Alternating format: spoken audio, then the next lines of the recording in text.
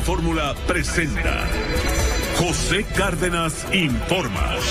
En más de 120 frecuencias de radio en México y cadenas asociadas en Estados Unidos y Centroamérica. Telefórmula en los sistemas Easy, Sky, Total Play, Megacable y otros sistemas vía satélite. José Cárdenas Informa. Todas las noticias, todas las voces.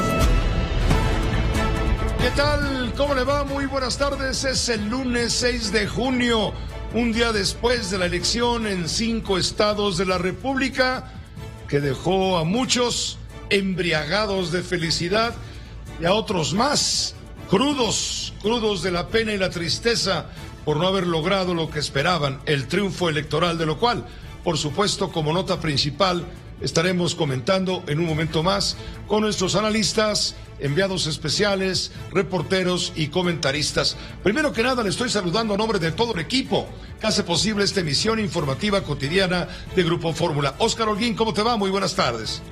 Buenas tardes, Pepe, a ti, a la audiencia de Grupo Fórmula. Excelente inicio de semana laboral. Hoy saludamos al equipo de los rudos. José Luis Arévalo e Isaac Morán en la coordinación de información. Francisco Rosales coordina los contenidos. Charlie Pérez y Juan Carlos Martínez en la producción. Héctor García Vega y Adrián Moscoso en la coordinación de entrevistas. Claudia Medina en la asistencia general. Y desde luego, nuestro agradecimiento a Uno TV por todo el apoyo y facilidades para la producción de esta emisión informativa de Grupo Fórmula.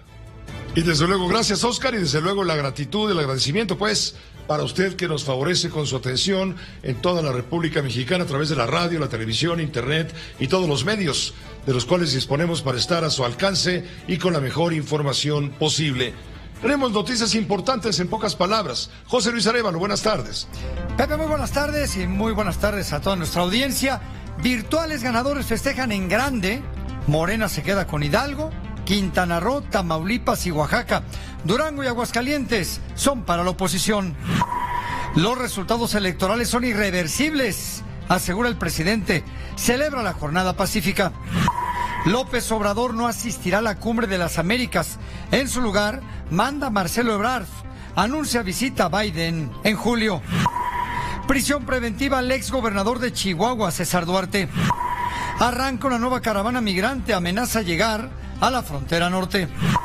8 personas muertas y 11 más lesionadas dejó el hundimiento de una lancha, esto en Guaymas, Sonora.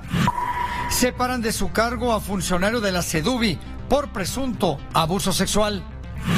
El embajador Quirino Ordaz entrega cartas credenciales al rey de España.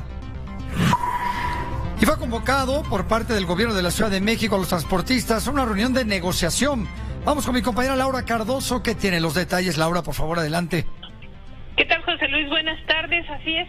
Sin embargo, los transportistas y autoridades capitalinas no han llegado a ningún acuerdo respecto a esta solicitud de incrementar 3 pesos la tarifa de microbuses y autobuses del transporte concesionado. El secretario de Gobierno, Martí Batres, informa que iniciarán esta serie de mesas de trabajo. Sin embargo, ha dejado claro que los transportistas deben cumplir por lo menos 15 puntos para mejorar el servicio. Estos condicionamientos van desde la mejora de la unidad hasta la imagen de los conductores y el cumplimiento a las normas de operación y el reglamento de tránsito. Ellos quieren que los conductores porten uniforme, pantalón oscuro y camisa blanca, que todos los conductores pasen por capacitación, el cumplimiento de reglamento de tránsito, que no haya acompañantes, eliminar malas prácticas de manejo y en el caso de las unidades, estas deben cumplir con la cromática establecida, que no tengan vidrios polarizados, con mantenimiento básico y con póliza de seguro vigente. Y respecto a las actividades del servicio, los choferes no deben acumularse en las bases,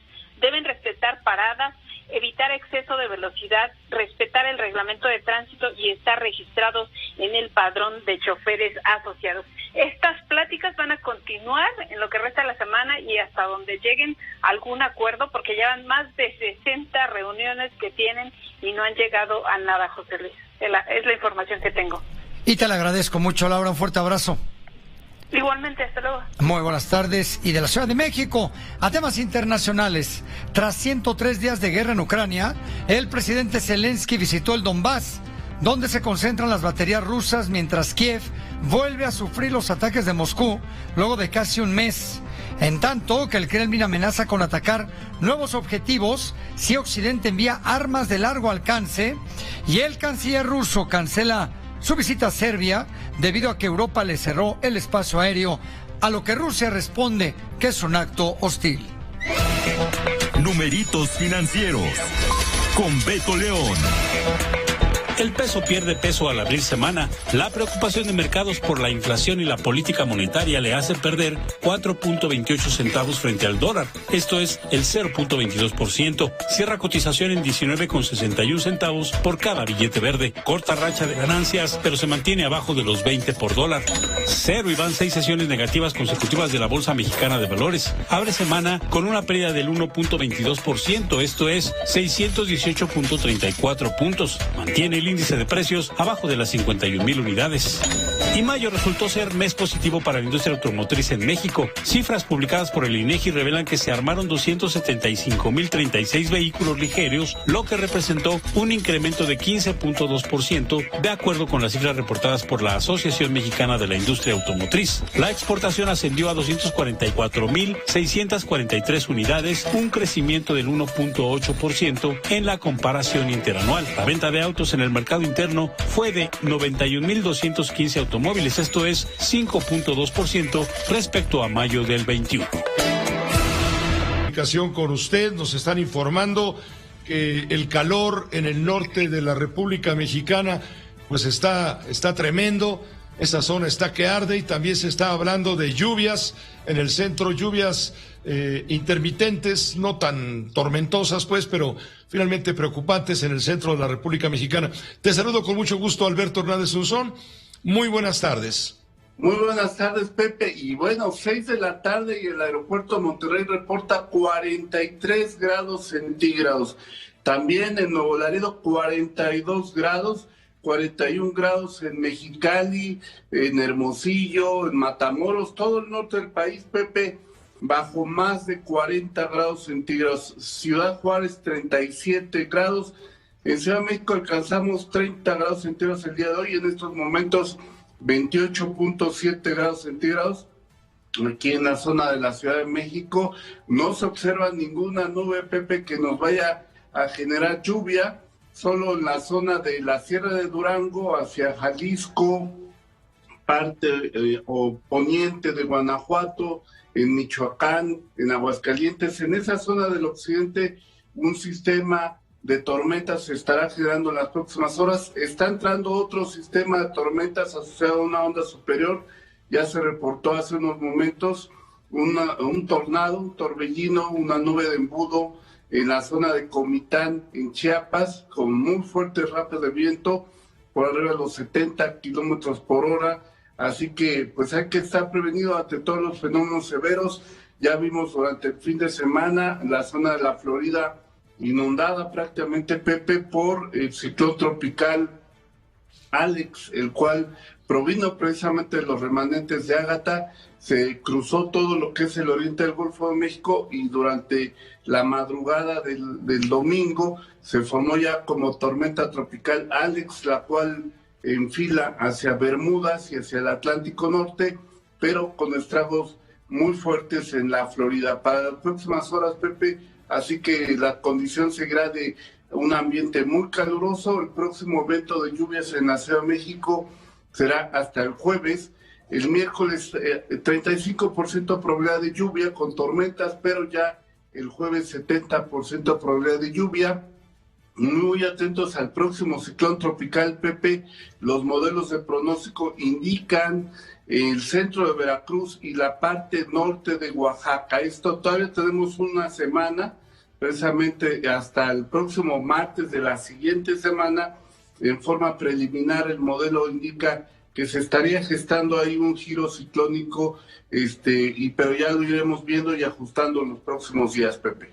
Muchas gracias, Alberto Hernández Unzón, meteorólogo de Grupo Fórmula y profeta a veces, profeta futbolero. Que te vaya muy bien, estaremos en contacto permanente. Pepe. Fuerte abrazo. Hasta igualmente, luego. Alberto Hernández Unzón. Hablando de Oaxaca, hoy por la mañana enlazó el presidente de la República con el gobernador del estado, y él informó, Alejandro Murat informó que se confirma la muerte de nueve oaxaqueños a consecuencia del paso de Ágata, de la tormenta, del huracán, que después terminó en tormenta tropical. Hay 9 muertos y permanecen 4 desaparecidos. Y también se realizó la declaratoria de emergencia para 31 municipios afectados por el fenómeno. Anunció el presidente que habrá una reunión de gabinete en Huatulco el próximo jueves por la tarde para atender a los municipios afectados. Lo dijo el presidente hoy en la mañanera. Vamos a estar por allá jueves o viernes. Lo vamos a decidir el día de hoy y ya les informamos. Vamos a estar allá, repito, con ustedes en esta semana. En este enlace, encabezado por el presidente López Obrador con el gobernador del estado, Alejandro Murat, se dio a conocer que hay 27,000 viviendas afectadas, las cuales en su mayoría eran de lámina. Se informó que ya se iniciaron los censos para dimensionar los daños desde el viernes pasado. La Comisión Federal de Electricidad asegura haber logrado ya el restablecimiento del suministro eléctrico en un 92%, justamente en la zona dañada.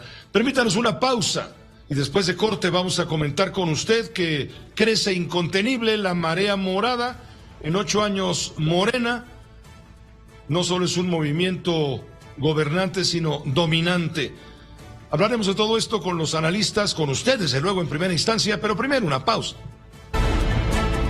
Bueno, pues no es redundante decir a usted que los virtuales ganadores en las elecciones que hubo ayer en 6 estados de la República, pues están más que embriagados de felicidad por haber obtenido el triunfo electoral. Y junto con ellos, bueno, pues hay crudos que están lamentando la pérdida o la derrota.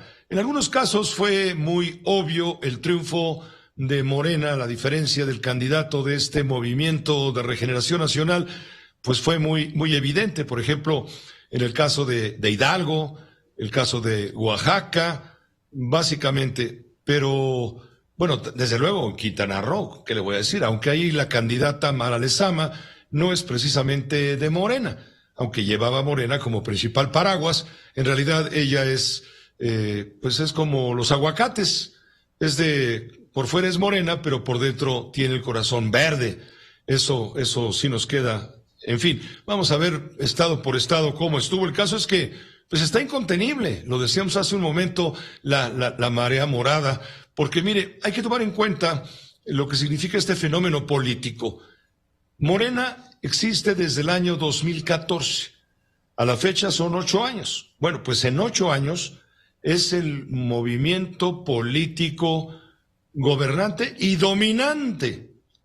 Y ayer en los 6 estados donde hubo elecciones, pues le arrebató a la oposición posiciones muy claras. No pudo con el PAN en el estado de Durango, tampoco pudo con el PAN en el estado de Aguascalientes y estuvo muy apretada la elección en Tamaulipas, pero de ahí en fuera Morena se llevó absolutamente todo y esto lo convierte en el partido que se enfila para ser, de acuerdo a la percepción popular, el favorito para ganar las elecciones el año de 2024, para presentarse como una fuerza hegemónica, el partido del caudillo único, claro, mientras le dure la fuerza y le dure todo el poder Andrés Manuel López Obrador, porque no es lo mismo Morena con López Obrador de líder que Morena sin Andrés Manuel López Obrador en las boletas. Pero mientras se apaga la luz del caudillo único, la alianza opositora del PAN, del PRI y del PRD está pasando agua. Se mostró desvencijada, camino al deshuesadero, en riesgo de extinción, empujada por traiciones de quienes mudan de lealtades como usted y yo de calzoncillos. Así están las cosas, así lo reflejan los resultados electorales, de los cuales comenzaremos por recorrer en este momento para que nos quede muy claro. Cuando son las 6:29 p.m, está por cerrar ya el programa de resultados electorales preliminares en cada una de las 6 entidades donde hubo elección, pero todo no es sino confirmar lo que ya es una tendencia irreversible. Comenzamos por Aguascalientes. Tenemos el enlace con Antonio Zapata de Fórmula Aguascalientes. Antonio, que ha realizado ayer, hoy, los días previos, un trabajo estupendo de primera. Te saludo con mucho gusto.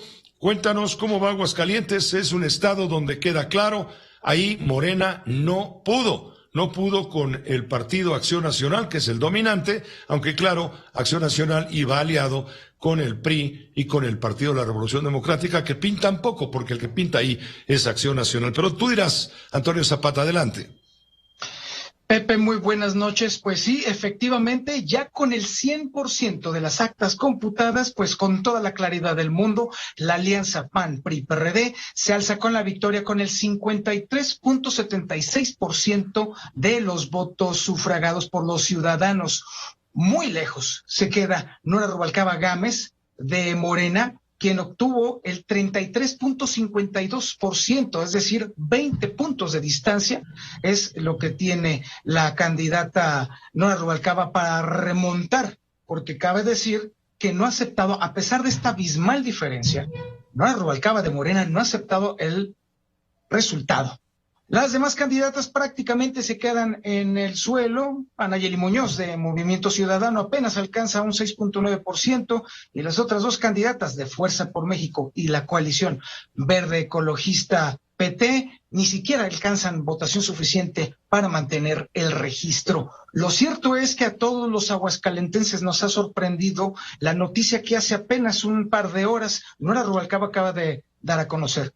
No solamente intentará impugnar el resultado de la elección, sino que incluso fue más allá y fiel a los principios de la 4T, también denunció que los medios de comunicación que hicieron cobertura de la campaña lo hicieron de tal forma que inclinaron la balanza a favor de otra opción que no era ella, por lo que buscará no solamente denunciar a los medios de comunicación, sino incluso también que las concesiones de telecomunicaciones que ostentan estos les sean retiradas precisamente por inducir por esta cobertura el voto a favor de otra orientación que no fuera la de ella. Por lo pronto, Aguascalientes, los empresarios celebran que haya habido un clima de paz y de tranquilidad en Aguascalientes, y lo cierto también es que muchas personas se preguntan qué pasa con el abstencionismo, porque en realidad es el gran ganador.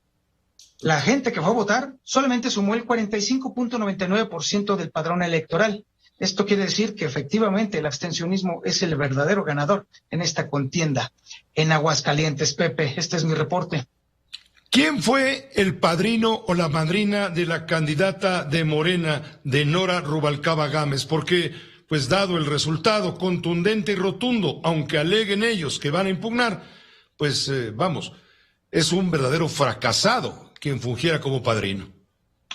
Con toda la claridad del mundo, y vaya que se encargaron de hacerlo ostensible a más no poder, Pepe, fue Claudia Sheinbaum, quien envió hordas, auténticas hordas de personas aquí a Aguascalientes, invadieron prácticamente todos los hoteles, para el gusto de los hoteleros, por supuesto, y fue muy evidente el proselitismo y en algunos casos incluso la intimidación que hicieron objeto las hordas guinda aquí en Aguascalientes. Pero efectivamente, ya a la hora del día D, como se le ya denomina usualmente a la contienda electoral, pues no se vio. Parece ser que no supieron operar la operación, este asunto, pero con toda la claridad del mundo fue Claudia Sheinbaum quien fracasó aquí en Aguascalientes. Muchas gracias, Antonio Zapata, por la crónica. Pendientes.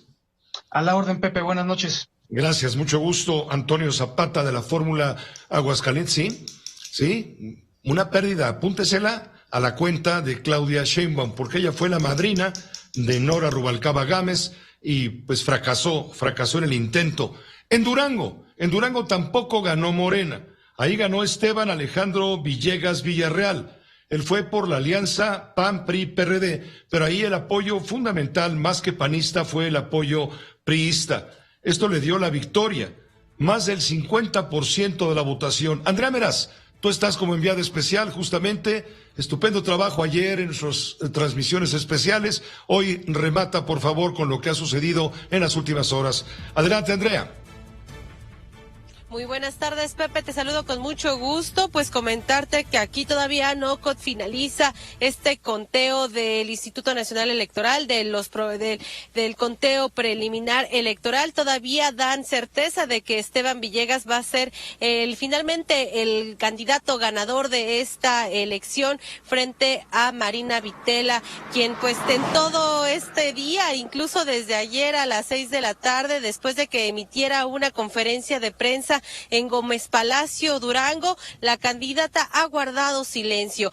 Con mi compañero Miguel Ángel Brígido nos trasladamos justo a Gómez Palacio, de donde es esta candidata morenista, y ella pues prácticamente pues no estaba no estaba en este municipio. Su equipo de trabajo nos decía que está pendiente un posicionamiento, una conferencia de prensa. ¿Qué es lo que va a decir después de estos resultados que le dan un 38% de votación en una jornada electoral que también, al igual que Aguascalientes, está marcada por el abstencionismo, Pepe? Y es que aquí un poco menos del 50% de la población salió a las calles a ejercer su voto. Por su parte, el candidato virtual ganador de esta contienda, Esteban Villegas, tenía programado también un evento aquí en la Laguna duranguense, sin embargo, pues este también fue cancelado. Y platicarte por último que de acuerdo con el Instituto Electoral de aquí de Durango, en el municipio cercano aquí a donde me encuentro, que es Gómez Palacio, pues se robaron 18 urnas electorales, Pepe, las retuvieron en realidad al menos 6 horas, les fue devuelta después esta papelería electoral, y ya la recibió y fue custodiada por la Guardia Nacional para llegar al Ople aquí en Durango, y posteriormente este instituto dará un posicionamiento respecto a este incidente que fue uno de los más graves, porque el otro, Pepe, si en estas transmisiones que tuvimos aquí en Grupo Fórmula pudimos dar cuenta que el primero, sin duda de ellos, fue la detención de al menos 5 personas en el municipio de Lerdo, a quienes se les acusaba por presuntos delitos electorales después de que se les encontrara 40,000 pesos en su poder, dinero ilegal, dice la autoridad, y una lista relacionada con personas representantes de casilla. A ese punto llegó Marina Vitela a la madrugada de ese domingo, intentando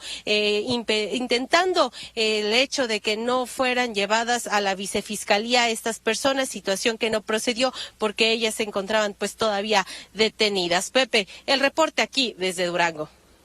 Andrea Meraz, no solamente fue la elección para gobernador del estado, también hubo 39 elecciones para presidentes municipales, pero efectivamente la participación ciudadana fue bastante escasa. El abstencionismo también triunfó allá en Durango, la poca participación. Es que ya la sociedad, los ciudadanos, están un poco cansados, ¿no crees? O muy cansados de las presiones que ejercen sobre ellos o pretenden ejercer sobre ellos los partidos políticos, sus líderes y su propaganda. Gracias, Andrea, por el reporte. También gracias a Miguel Ángel Brígido con las imágenes de Grupo Fórmula Noticias. Solamente como apunte, Pepe, la mayoría de los municipios sí va para la coalición Juntos Haremos Historia. 20 de ellos, de los 39 en total, van para Morena, 14 van para la alianza opositora, va por Durango, 3 al menos para el Revolucionario Institucional, 1 más para Movimiento Ciudadano y otro para el PRD. Es una cifra que es ambigua porque aquí como gobernador gana la alianza va por Durango, pero en los municipios Juntos Haremos Historia. Pepe. Muchas gracias, Andrea. Gracias y pendientes. Hasta luego. Es Andrea Meraz, la enviada especial, Miguel Ángel Brígido también, por supuesto. En Hidalgo, Morena tuvo una aplastante victoria. Le quitó el mando al PRI nacional, bueno, al PRI en Hidalgo. El PRI dominaba, y toda la historia de Hidalgo, desde que se creó este partido político, pues ha votado tricolor. 93 años de priismo terminaron ayer por decisión de los ciudadanos, por el voto de los ciudadanos, quienes ven al Partido Revolucionario Institucional pues como un partido ciertamente tóxico, involucrado con corruptelas, con tranzas, y además todo esto soplado por un gobernador que, pues según sus adversarios, traicionó lealtades y se vendió al presidente de la República y se vendió a Morena para que Morena pasara como Pedro por su casa. Jenny Valencia es la enviada especial. En Hidalgo, el programa de resultados electorales preliminares alcanzó el 100% de las actas computadas al cuantificar 3,978 casillas. La participación ciudadana fue de 47.58%, con un total de 1,060,990 votos. El Instituto Estatal Electoral de Hidalgo informó que el 61.56% de los votos, es decir, la mayoría, los obtuvo Julio Menchaca, candidato de la coalición Juntos Hacemos Historia en Hidalgo, conformada por Morena, PT y Nueva Alianza, prácticamente el doble en comparación con el 31.33% que obtuvo Carolina Vigiano, candidata de la coalición Va por Hidalgo, compuesta por PAN, PRI y PRD, en tanto que Francisco Javier Berganza, candidato de Movimiento Ciudadano, obtuvo el 3.08%, y José Luis Lima, candidato del Partido Verde Ecologista de México, el 1.14%. Será el miércoles 8 de junio cuando se dé el cómputo oficial de los 7 distritos electorales en los que está dividido el estado, y será el domingo 12 cuando el Instituto Estatal Electoral de Hidalgo entregue la constancia de mayoría al candidato ganador de la elección, llegando así la alternancia a Hidalgo después de 93 años de gobiernos priistas. Están haciendo bien las cosas, teniendo un gobierno honesto y austero, utilizando bien el dinero, combatiendo la corrupción, atendiendo lo más sentido de la gente, porque cuando algo se cayó, fue el sistema, el viejo sistema el que se cayó ahorita. Para Grupo Fórmula, camarógrafo Aldo Reyes, reportera Jenny Valencia. Gracias, Jenny Valencia. Pues sí, se cayó algo, pues se cayó el PRI, después de 93 años, azotó la res, como decían los chavos en la primaria, y a la salida nos vemos. ¿Cómo la ve? Permítame una pausa muy breve. Tenemos que hacer este recorrido de manera minuciosa, puntual y sin prisas, pero tampoco sin pausas. Primero un momento, unos anuncios, y regresamos con los enviados especiales. Seguimos el recorrido electoral, un día después, claro, del 5 de junio. ¿Cómo fueron las cosas en Tamaulipas, donde hasta bien entrada la noche todavía no había claridad en los resultados preliminares? Se puede considerar que Tamaulipas fue una pelea cerrada, donde de acuerdo con estos resultados que habrán de confirmarse, habría quedado Tamaulipas en poder de Morena, uno más de los estados que Morena le arrebató a los partidos de oposición, en este caso a la alianza del Partido Acción Nacional con el PRI. Américo Villarreal Anaya se llevó la victoria casi con el 50% de los votos. Israel Aldave, enviado especial. Israel, adelante. Hola, ¿qué tal, Pepe? Gracias, muy buenas tardes. Te saludo en estos momentos desde la Plaza Hidalgo, en el centro de Ciudad Victoria, Tamaulipas, en donde, como podemos observar en las imágenes, Pepe, de nuestro compañero Uriel Rivas, a mis espaldas se ha colocado ya, Pepe, un templete y han empezado a llegar uno a uno los simpatizantes de Américo Villarreal, quien desde esta mañana, Pepe, es el virtual ganador de la elección a gobernador registrada el día de ayer. Y es que, de acuerdo, Pepe, al 100% de las actas contabilizadas en el programa de resultados electorales preliminares, Américo Villarreal, el candidato del partido del presidente Andrés Manuel López Obrador, obtuvo 710,252 votos, es decir, cerca del 50% de la votación, mientras que César Verástegui, el truco de la PAN, PRI y PRD, obtuvo 628,541 votos, poco más del 44%, Pepe, de las preferencias electorales. Con esto, justamente, Pepe, como lo señalabas, pues la marea guinda llega aquí a este estado, todavía gobernado por el Partido Acción Nacional en la persona de Francisco García Cabeza de Vaca. El Partido Acción Nacional, pues prácticamente, Pepe, y sus aliados no pudieron hacer nada en contra, pues, de este movimiento de la autollamada Cuarta Transformación. Ayer, Pepe, tú lo señalabas, al filo de la medianoche, Américo Villarreal, una vez que se empezaron a conocer los datos de encuestas de salida, se reunió justamente, Pepe, aquí en esta misma plaza con sus simpatizantes, simpatizantes, ante quienes dejó muy en claro que su triunfo era prácticamente irreversible. Así se los dijo. Hoy este gran momento para la historia de Tamaulipas.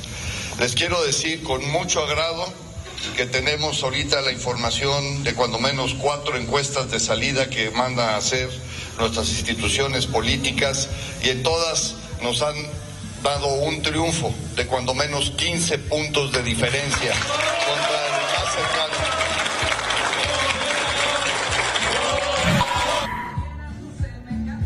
Es lo que decía Pepe ayer por la noche Américo Villarreal al reunirse con sus simpatizantes, y en donde no los calienta Pepe ni la temperatura de 46 grados, Pepe, que se sintió este día aquí en Ciudad Victoria, Tamaulipas, es del lado del PAN, del PRI, del PRD, quienes hasta este momento, Pepe, no han reconocido pues esta que sería una derrota. Hace unos cuantos minutos, Pepe, el dirigente de este partido de Acción Nacional aquí en el estado de Tamaulipas, dijo que van a esperar al cómputo final de los resultados electorales, los cuales se esperan hasta el próximo viernes. Y es que vale la pena señalar, Pepe, que de acuerdo a esta coalición encabezada por Acción Nacional, se están recabando todas y cada una de las pruebas para poder buscar revertir que se repita este proceso electoral. Ellos argumentan, entre otras cosas, Pepe, que van a buscar echar abajo esta elección por la intervención directa del gobierno federal, la presencia constante de los secretarios de Estado aquí en Ciudad Victoria, Tamaulipas, y en toda esta entidad del norte de nuestro país. Así, Pepe,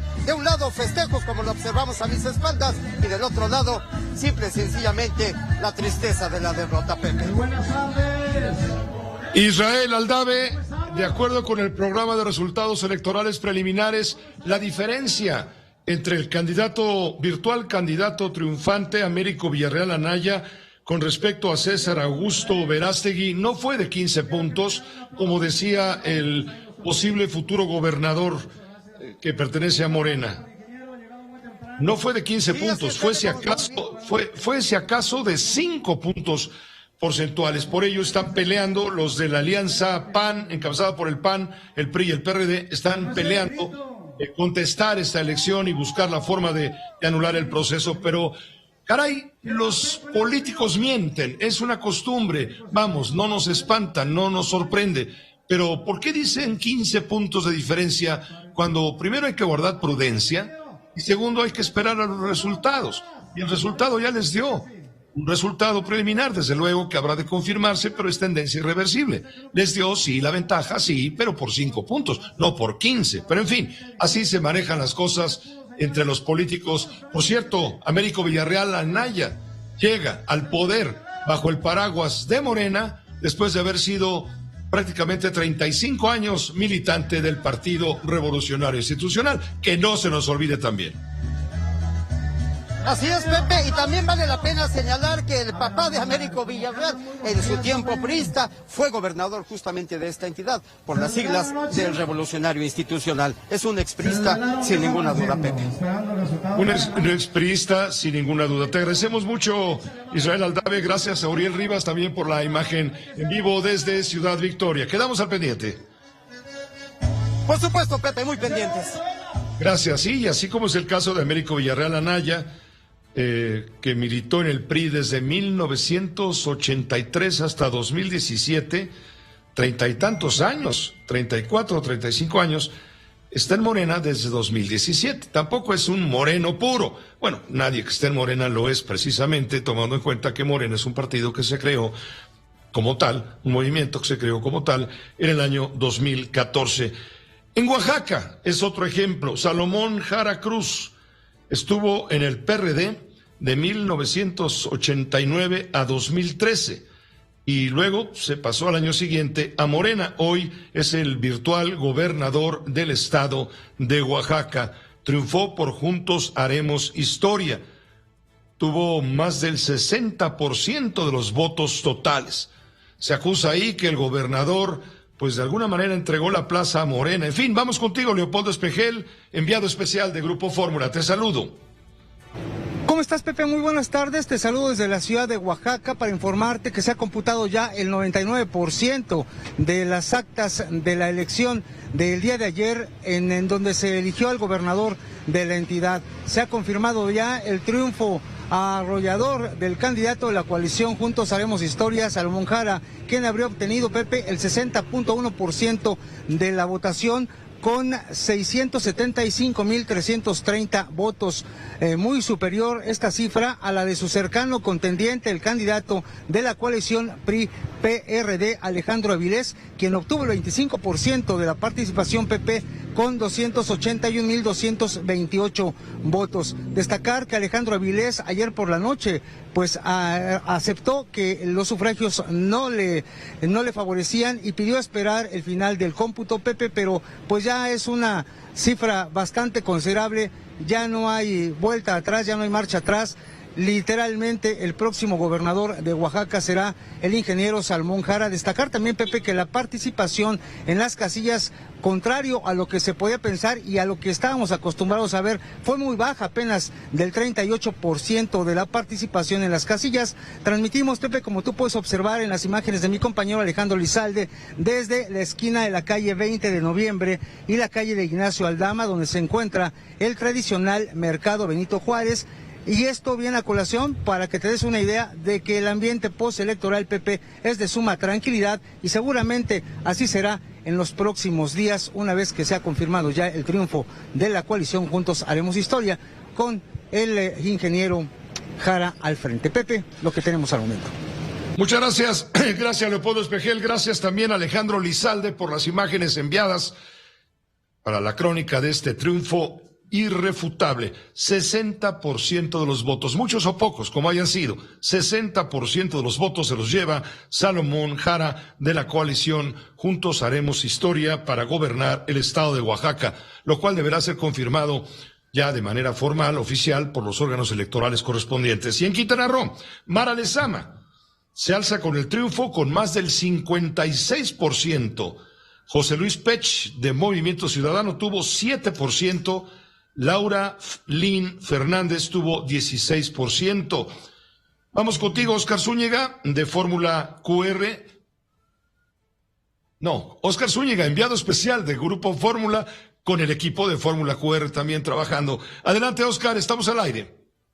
Con el 100% del conteo de actas computadas para la elección a la gubernatura, diputaciones locales y consultas populares en los municipios de Benito Juárez, Isla Mujeres, Solidaridad y Puerto Morelos, concluyeron los trabajos del programa de resultados electorales preliminares PREP en el Instituto Electoral de Quintana Roo. Se dijo que el 12 de junio se realizará el cómputo final de la elección a la gubernatura para declarar la validez de la elección y entregar la respectiva constancia de mayoría. De acuerdo a los resultados del PREP, la candidata de Morena, María Elena Hermelinda Lezama Espinosa, obtuvo un total de 280,357 votos, mientras que la candidata del PAN-PRD, Laura Lynn Fernández Piña, obtuvo un total de votos de 80,209 sufragios, por lo que prácticamente la candidata de Juntos Haremos Historia gana 3-1 y es quien recibirá la constancia de mayoría para gobernar por los próximos 5 años a Quintana Roo, con la participación del 37.7%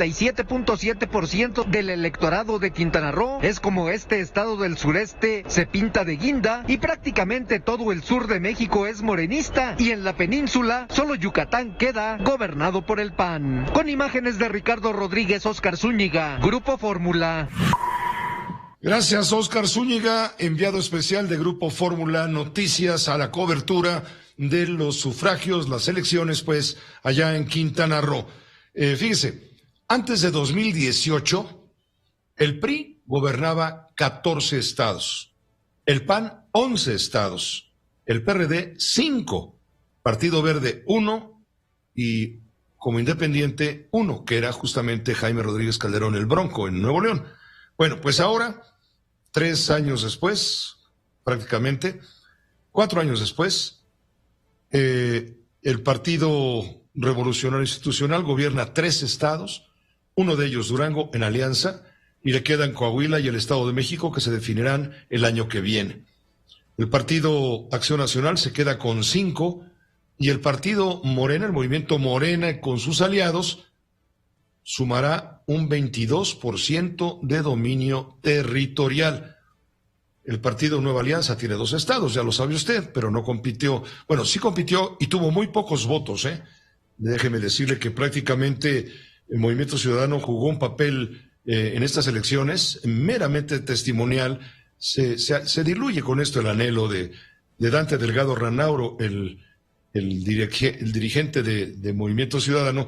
Se diluye el anhelo de ser fiel de la balanza en la elección presidencial de 2024. Y la única salida, dicen los que saben de política, es aliarse con otros partidos, a menos que él persista a jugarle al llanero solitario. Me refiero a Dante Delgado, como todo indica. En fin, que Morena está de fiesta, goza de cabal salud, engorda y engorda y engorda, pero mientras López Obrador domine el escenario, desde luego. Después, quién sabe. Ahora, mientras esté López Obrador como está de fuerte, la alianza opositora tendrá la fatalidad como destino. Una pausa. Volvemos enseguida. ¿Qué dice a todo esto el presidente? Tenemos el contacto con mi compañera Sara Pablo, muy pendiente de todo lo que dijo hoy el presidente de la República en la mañanera como reacción justamente a la jornada electoral que se vivió ayer, donde Morena, pues de 6 se lleva 4 con sus aliados, se lleva 4 estados, lo que le permite sumar en lo que se refiere a ocupación territorial 22 estados, 20 de Morena puros, y los 2 estados donde Morena, digamos, se alió con el Partido Verde, por ejemplo, y pesa más el Verde que Morena, pero siguen siendo finalmente de Morena.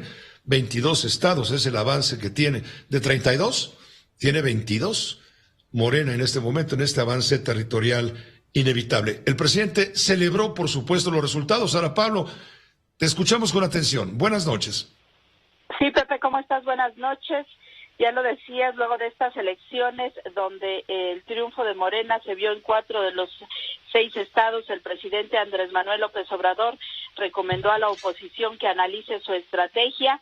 Sin pregunta de por medio, colocó en la conferencia los resultados oficiales y estimó que estos obedecen a que los partidos de oposición pues no le tienen amor al pueblo, dijo, y por el contrario lo desprecian. E incluso pues el presidente de la República dijo que no iba a cobrar por esta asesoría. Sin embargo, pues se hace esta sugerencia, dice que su clasismo les está afectando. A pregunta expresa también, el presidente de la República no descartó invitar a su administración a gobernadores salientes.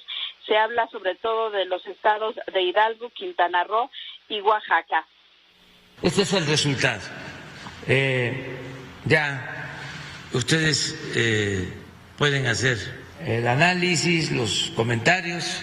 Creo que estos 6 estados representan como 13, 14 millones de habitantes. ¿Cuántos?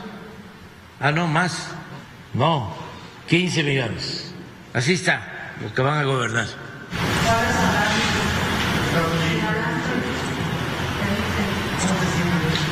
Pues ahí están los datos. Ahí están los datos. Sobre todo el presidente, antes que otra cosa, celebró que haya sido una jornada mayormente pacífica. No hubieron actos de violencia graves, a pesar de que en las elecciones se encienden las pasiones. No hubo fallecimientos, no hubo violencia. Los ciudadanos, como siempre, se portaron a la altura de las circunstancias. Mis felicitaciones a todos los que participaron el día de ayer en las elecciones 6 estados de la República. Lo más importante, lo subrayo, fue la no violencia, el que te llevaran las elecciones en paz, que se instalaran prácticamente todas las casillas. El presidente dijo que ya está en marcha la sucesión presidencial, todo el mundo se está moviendo y él por lo pronto dio luz verde para que integrantes de su gobierno hagan campaña, siempre y cuando, dijo, no se distraigan, que trabajen 16 horas al día y en todo caso pues que las 8 que les quedan para dormir, de ahí utilicen algún tiempo para sus aspiraciones políticas. Insistió en que la elección del candidato presidencial de Morena debe ser mediante encuesta, pero no realizada por el INE, sino por el partido. Reiteró que no hay tapado y dijo que se van a quedar sentados esperando a aquellos integrantes de su movimiento que estén esperando alguna señal para ver pues cuál sería su propuesta. Si dijeron de que ya va a empezar, pues claro que ya empezó. Pues el 12 de junio dan el banderazo según la dirigencia. No hace falta, yo creo que ya... Pues ya se dio, ¿no? Desde hace un año, pero todo formalmente. El mundo anda así. La única cosa es que no se distraigan, ¿sí?, en sus funciones. O sea, tienen que trabajar 16 horas en el gobierno y de las 8 que les quedan, de las 24 del día, pues agarrar para hacer sus campañas unas 2, ¿no?, o 3, y que duerman 5 horas diarias. Pero que las 16 dedicadas al gobierno se mantengan. El presidente de la República dijo que una vez pasadas las elecciones, pues ya se va a dedicar también para promover esta iniciativa de reforma electoral que ha sido ya enviada al Congreso de la Unión. En particular, hoy el presidente pone énfasis en la necesidad de que los migrantes puedan votar, que no haya ningún obstáculo. Dijo el presidente, bueno, pues ahora vamos a insistir con los diputados sobre ese tema. Pero ya vamos a impulsar la ley electoral, la reforma electoral constitucional. Y uno de los temas centrales es dar todas las facilidades, todas, hasta el que desde allá con esto puedan votar. O sea, quitar todos los obstáculos, porque son nuestros paisanos, son mexicanos, tienen todo el derecho a participar, como los que vivimos aquí, igual, tienen todos los derechos. Entonces, pero hay que hacerlos valer y facilitar el ejercicio de esos derechos, porque ya llevan años con lo del voto en el extranjero y no hay resultados. Y bueno, pues dice el presidente que va a meter el acelerador en lo que le queda del gobierno. Pepe, el reporte que tengo. Pues muchas gracias, Ana Pablo, como siempre, un saludo. Buenas tardes, hasta luego, Pepe. Hasta luego, buenas tardes. Vaya que son importantes los paisanos que envían remesas principalmente de la Unión Americana. Claro que son importantes y claro que quieren participar, pero ayer vimos, según los cómputos del Instituto Nacional Electoral, que la participación de mexicanos en el extranjero inscritos en el sistema electoral es verdaderamente bajo. Y bajísima fue la participación, eso también, dicho sea de paso. El doctor José Antonio Crespo, analista político en este espacio. Doctor, ¿cómo estás? Muy buenas noches, ¿cómo te va? ¿Qué tal, Pepe? Muy bien, gracias. Pues hagamos una lectura rápida, a grandes rasgos, pues, de lo que te deja esta jornada electoral. Vas tú, te toca a ti. Sí, Pepe, pues salió lo que se había pronosticado, 4-2. Ese era el escenario más probable y así quedó. ¿Qué significa esto? ¿Cómo puede repercutir? Yo tengo la explicación que yo doy de por qué tantos estados del 18 para acá se han volcado a favor de Morena, pues es porque ocurre en cada uno de esos estados lo mismo que ocurrió a nivel nacional en el 18, es hartazgo de los partidos tradicionales.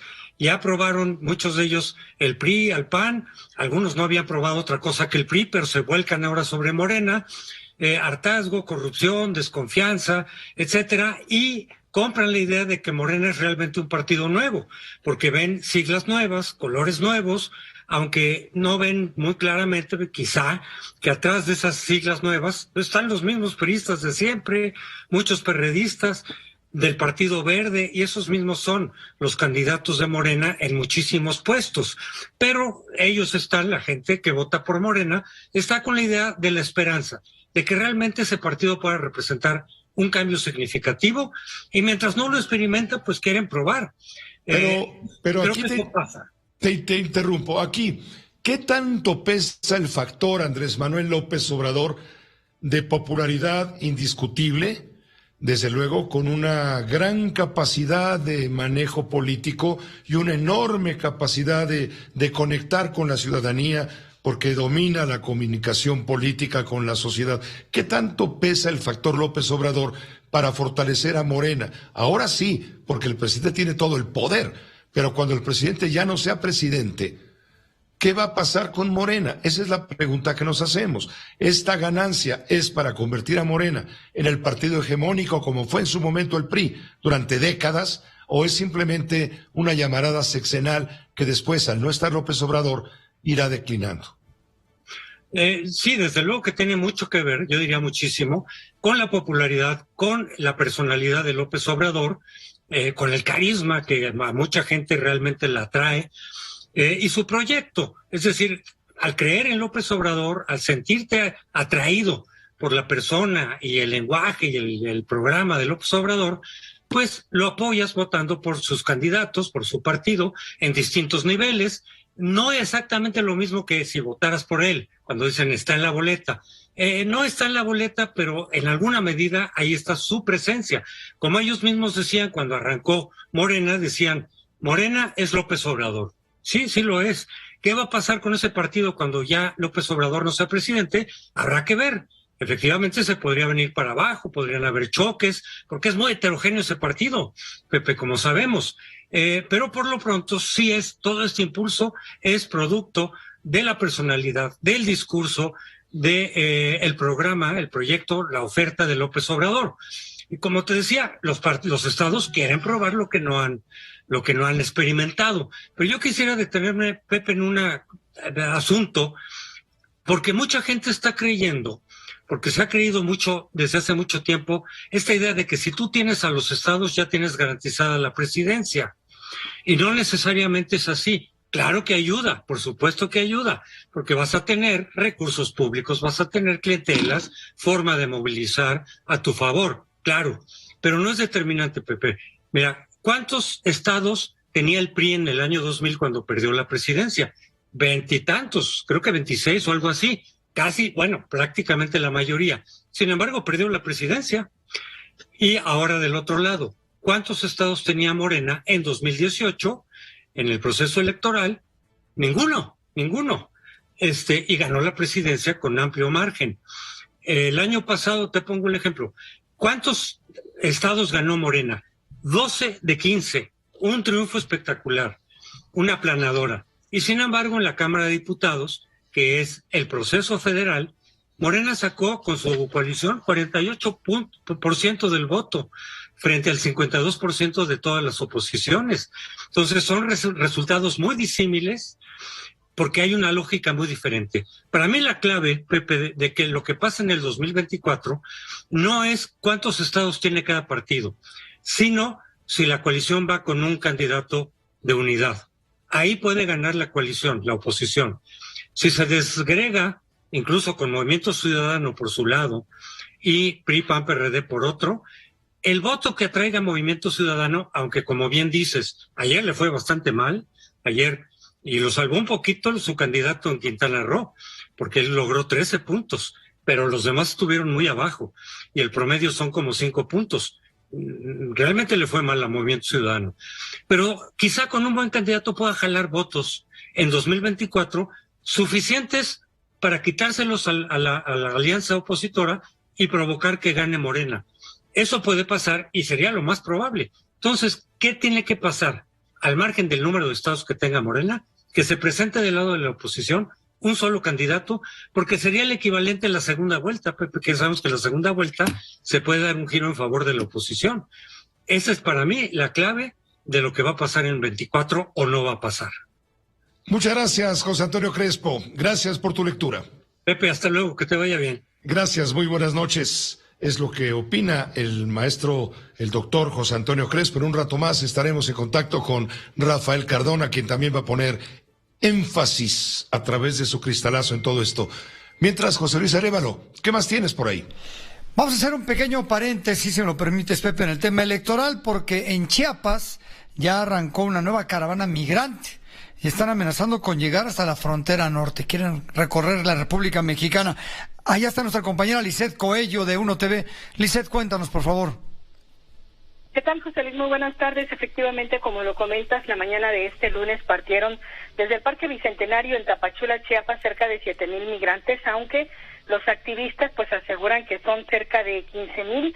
Este contingente caminó sobre la carretera costera y pues hizo una primera parada en el ejido Álvaro Obregón, donde pues están decidiendo si pernoctan o continúan, ya que pues de manera extraoficial señalan que pueden haber redadas por lo que es la noche o parte de la madrugada, a pesar también de estas redadas por parte de Migración que se dieron este fin de semana para tratar de desarticularla. Los extranjeros lograron salir el día de hoy, también aún con este clima lluvioso que amaneció aquí en la frontera sur. Bueno, a lo largo de la carretera no se tuvo la presencia de elementos de la Guardia Nacional, salvo en el retén de Viva México, donde pues también había presencia de elementos del Instituto Nacional de Migración, pero pues estos migrantes no fueron detenidos. Y bueno, pues repito, llegaron a Álvaro Obregón.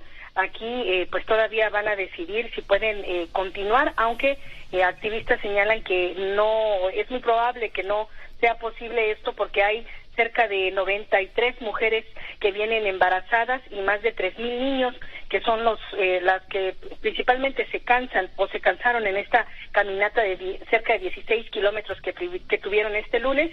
Y bueno, hasta el momento no se ha registrado ningún enfrentamiento entre estos migrantes y los elementos de la Guardia Nacional y esperan, señalan ellos, pues poder seguir caminando, aunque señalan que también están abiertos al diálogo. Ellos esperan que Migración llegue con autobuses para trasladarlos a 10 estados del país y puedan hacer sus trámites.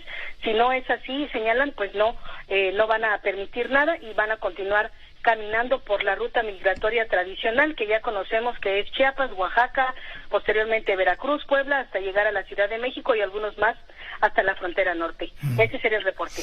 Muy bien, Lisette, muy completo. Te lo agradezco muchísimo. Muy buenas tardes. Muy buenas tardes. Momento de hacer una pausa, pero volvemos con todas las noticias y todas las voces.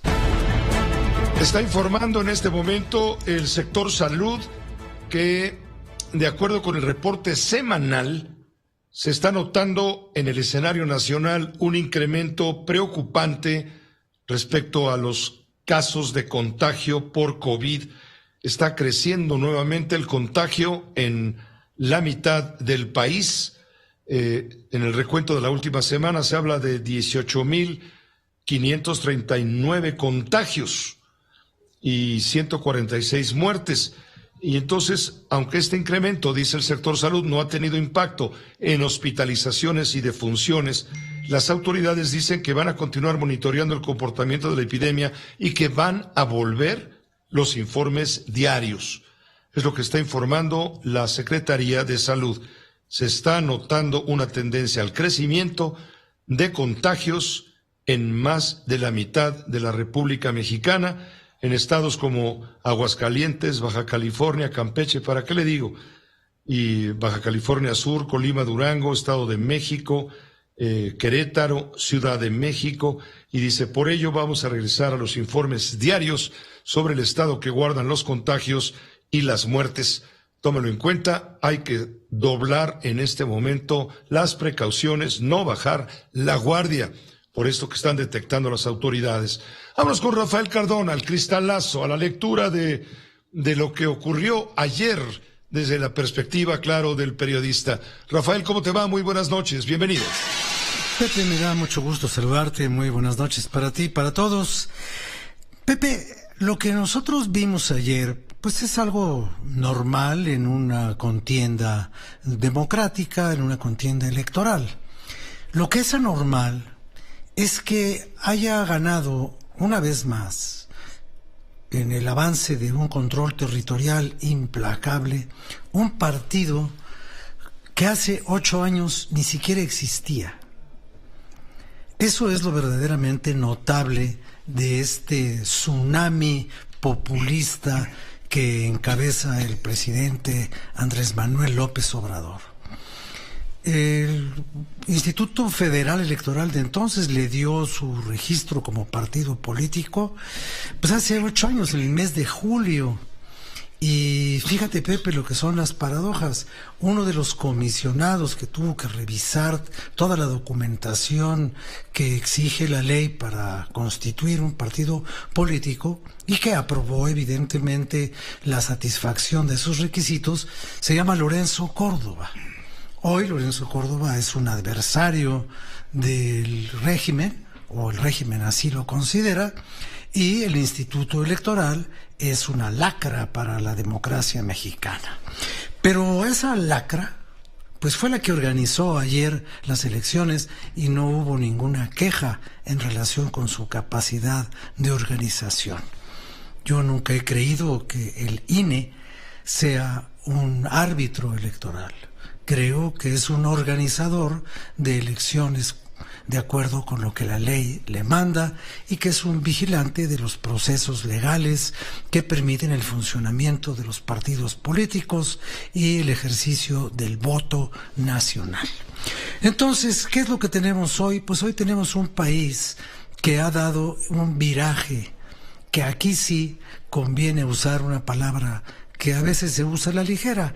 Esto es un viraje histórico. Y la promesa que más ha cumplido, quizás la única promesa que haya cumplido la Cuarta Transformación, es que ellos juntos harán historia. Y están haciendo historia, porque este avance territorial y electoral es verdaderamente algo que nunca se había visto en los antecedentes políticos de este país. Por otra parte, los partidos derrotados, que son el Partido Acción Nacional y el Partido Revolucionario Institucional, tienen más de 70 años en el ejercicio del poder, se lo han alternado de una manera dispareja, pero pues son los partidos que habían tenido la oportunidad de transformar a este país. El PRI lo transformó absolutamente y construyó el México del siglo XXI. Sí, pero quien construyó el México del siglo XX no puede construir el México del siglo XXI. Entonces, en este siglo, pues ya vimos cómo, para usar una expresión culterana, cómo el regreso del PRI solamente les sirvió para tirar el tepache. Lo único que hicieron fue sepultar a una organización política muy importante en nuestra historia, y el Partido Acción Nacional, ¿qué fue lo que hizo? Pues simplemente desperdiciar las oportunidades que tuvo, no saber cómo enfrentar a las oposiciones que tuvo en su momento, y hoy, ¿qué es lo que tenemos? Un panorama en el que difícilmente, considero yo, vamos a ver alguna derrota importante de Morena. Al PRI le quedan 2 gobiernos estatales, lo cual es una especie de perro flaco con pocas pulgas. 2 gobiernos estatales, y será muy difícil que los conserve, porque Morena ha estado trabajando arduamente en los últimos 4 años para arrebatárselos.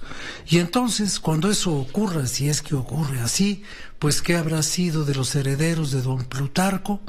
Pues simplemente un poco de nostalgia y posiblemente, si encuentran generosidad en su propia compasión, un poco de arrepentimiento.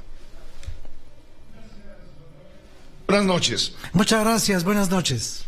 Buenas noches, y si no están arrepentidos, se pueden ir a la glorieta de la Huehuete, que será la glorieta de la reivindicación, porque no puede ser de la derrota.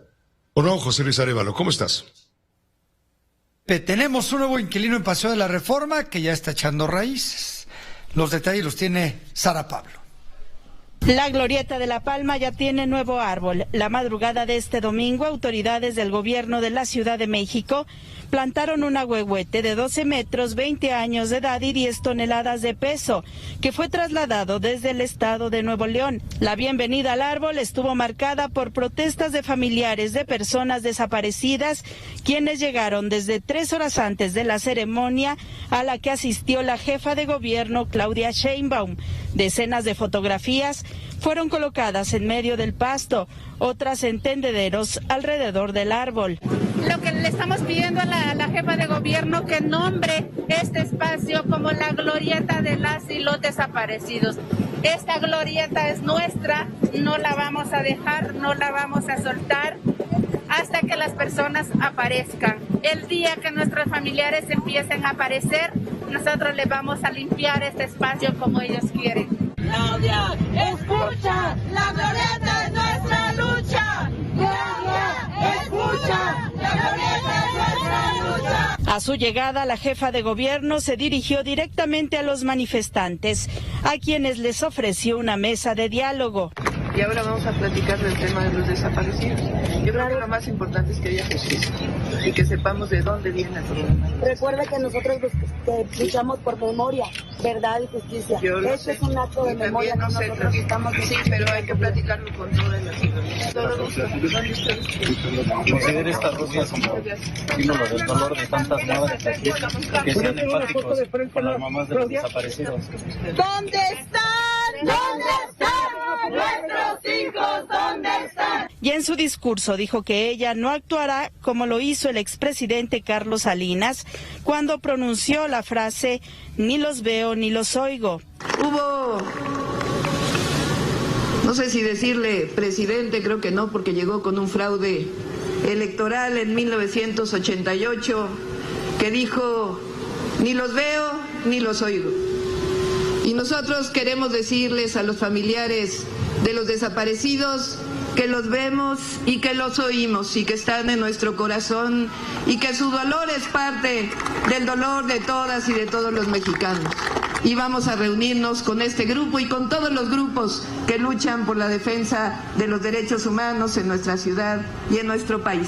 Sheinbaum señaló que el terrible y trágico origen de desaparecidos se remonta a los años de las desapariciones forzadas por parte del Estado y a la guerra contra el narcotráfico emprendida por Felipe Calderón. Después vino una terrible guerra contra el narcotráfico que dejó manchado de sangre a nuestro país, de otro que también llegó con el fraude electoral a México y que dejó sembrado mucha sangre en México.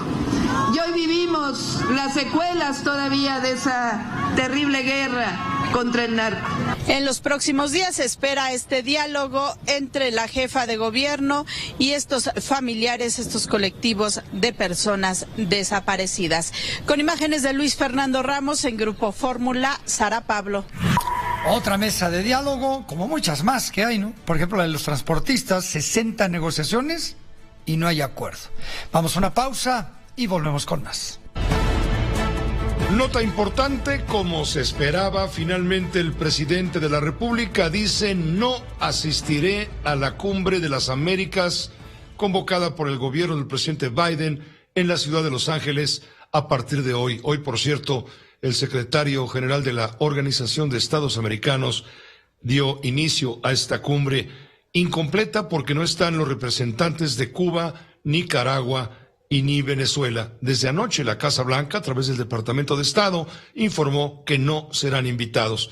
Como reacción inmediata, el presidente dijo: pues no voy, me mantengo firme, dije hace tiempo que si no invitaban a todos, yo no iba, y no invitaron a todos, pues ahora no voy. El que va es Marcelo Ebrard. Lo dejó claro el presidente. Acerca de la cumbre, ya poder informarle al pueblo de México que no voy a asistir a la cumbre. Va en mi representación y en la del gobierno Marcelo Ebrard. Y no voy a la cumbre porque no se invita a todos los países de América. Y yo creo en la necesidad de cambiar la política que se ha venido imponiendo desde hace siglos, la exclusión, el querer dominar sin razón alguna, el no respetar la soberanía de los países. ¿Qué responde el Departamento de Estado? ¿Qué responde el gobierno de Estados Unidos al anuncio del presidente de la República? Tenemos el contacto con Armando Guzmán, hasta la ciudad de Washington. Armando, un saludo muy cordial, muy buenas noches para ti. ¿Qué tal, Pepe? En Washington, en la Casa Blanca y en el Departamento de Estado, en los dos sitios hoy se habló y se respondió a la notificación hecha por el gobierno de México en el sentido de que el presidente Andrés Manuel López Obrador no va a estar presente en la Cumbre de las Américas. Y en los dos sitios, tanto en la Casa Blanca como en el Departamento de Estado, más que lamentar el hecho de que el presidente no estuviera, pues se congratularon de que la relación con México es tan importante, que es tan fluida y que van a tener la oportunidad de dialogar con el secretario de Relaciones Exteriores del Gobierno de México, Marcelo Ebrard, en todos los asuntos que son importantes para la relación de los dos países. Y que, en realidad, el hecho de que el presidente no venga es lamentable porque les gustaría tenerlo en la reunión, pero el hecho de que esté siendo representado por el canciller mexicano, entonces lo que hace es transferir toda la gran cantidad de asuntos que habrá entre los dos países en esta cumbre y realmente continuar el diálogo después con el presidente en el mes de julio. El presidente López Obrador hoy dijo que estaba dispuesto a venir a Washington el próximo mes para establecer un diálogo con el presidente Joe Biden y explicarle acerca de su idea de integración de todas las Américas. Washington dice que está feliz de tener al presidente otra vez en esta ciudad. Y no solamente eso, la Casa Blanca dice que tanto el presidente como su esposa están muy entusiasmados de ver al presidente López Obrador en julio cuando venga a esta ciudad. Ahora, por otra parte, el hecho de que no hayan sido invitados los dirigentes de Nicaragua, de Venezuela y de Cuba, la Casa Blanca, Karine Jean-Pierre, insistió en que en esta cumbre no hay cabida para dictadores.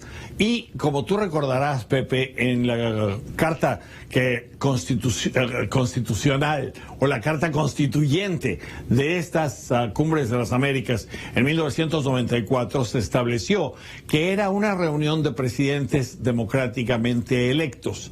Y pasaríamos mucho tiempo, y la gente aquí pasaría mucho tiempo discutiendo si en esos países ha habido democracia y si los dirigentes de esos países han sido democráticamente electos. Y para evitarlo, pues simplemente no se les invitó. Eso es lo que dicen. Ahora, el Departamento de Estado lleva todavía más allá la situación diciendo que tanto el secretario de Estado de los Estados Unidos, Tony Blinken, como el secretario de Relaciones Exteriores de México tienen una muy buena relación y que esa relación va a permitir que se hablen francamente de todos los asuntos. Y cada vez que se dicen francamente de todos los asuntos, tú ya te das cuenta que hay muchos desacuerdos y que se va a hablar de desacuerdos, pero que también se espera llegar a acuerdos y que el presidente López Obrador será muy bienvenido cuando venga a esta ciudad el próximo mes. Pepe.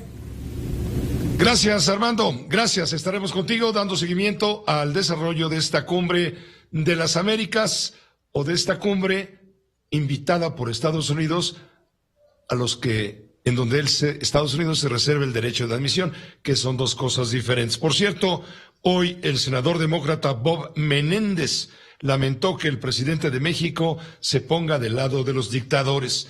Y Cuba, por cierto, calificó la declaración oficial calificó la declaración oficial de que de que Estados Unidos no los va a invitar como antidemocrática y arbitraria. ¿Qué opina a todo esto el periodista Carlos Marín de la Cumbre de las Américas? Los demonios andan sueltos, Carlos. Vámonos tendidos. Buenas noches. Tendidos, Pepe, buenas noches. Mira, es un problema en que, dependiendo del criterio, todas las partes pueden tener razón. Todas, si excluyo a los tres tiranuelos estos que no fueron invitados, pero tienen razón en el sentido de que, como dice López Obrador, no puede haber una reunión de las Américas si hay exclusiones. Sin embargo, no solo la Carta de la OEA y los acuerdos de la primera Cumbre de las Américas, reiterados en Quebec en 2001, entiendo, hace 20 años, de que no pueden participar los países que tengan regímenes autoritarios o despóticos o tiránicos, dictatoriales, pues tienen razón en no convocarlos. Pero además aquí el anfitrión, y entiendo que es el que pagará todo, pues es Estados Unidos, que por rico que sea, pues tiene, como bien dijiste, derecho de admisión. Y para acabar de amolar, ninguno de los tres habría acudido. Lo dijo el de Cuba, lo dijo Daniel Ortega, y el cuate de Nicolás Maduro llegó a decir, fíjate la estupidez, que el de ir a Estados Unidos sería para bailar salsa en Nueva York. Es decir, aunque los hubieran invitado, no irían.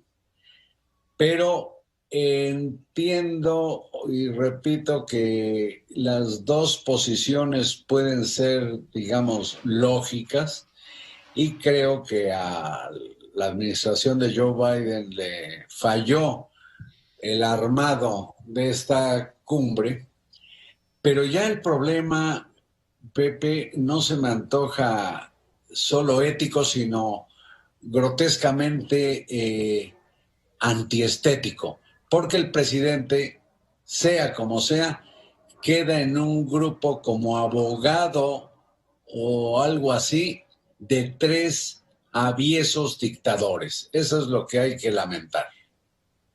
Gracias, Carlos. Gracias por el comentario.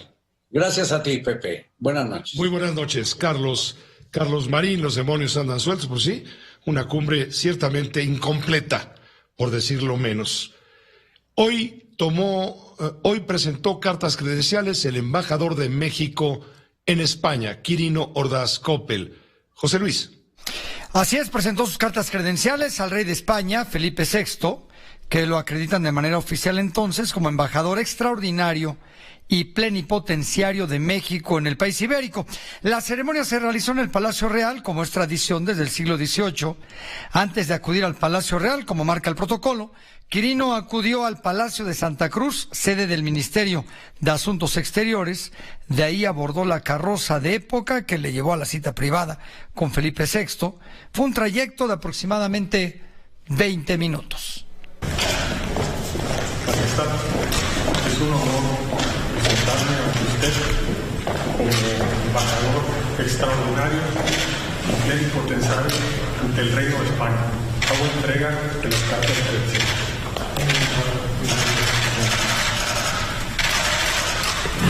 El momento de la entrega de las cartas credenciales por parte de Quirino Ordaz al rey Felipe VI. Lo escoltaron el escuadrón de la Guardia Real a caballo y la escuadra de batidores de la Policía Municipal. Quirino Ordaz presentará el próximo lunes sus cartas, como le digo, presentó el día de hoy sus cartas allá en el Palacio Real en un evento pletórico. La Guardia Real ahí en el patio de la Armería interpretó entre otros el himno nacional de México, y pues también llegó un grupo de mexicanos que cantó el himno y lanzó gritos de ¡Viva México! Tenemos entonces nuevo embajador allá en España. Pausa, volvemos. José Cárdenas informa. Guerra en Ucrania.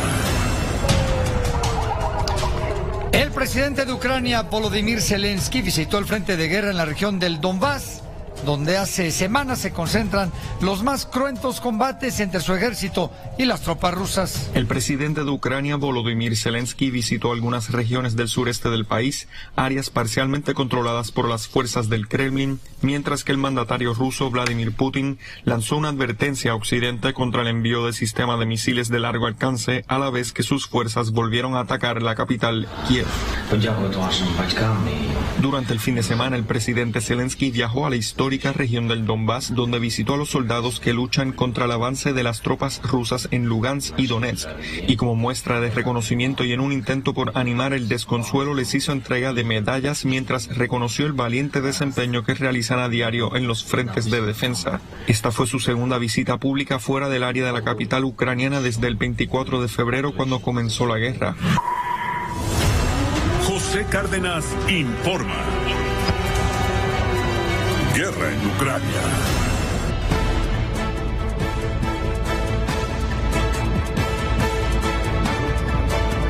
Pues hasta aquí lo más importante en las noticias. A nombre de todo el equipo, gracias por su atención, su confianza y todo lo demás.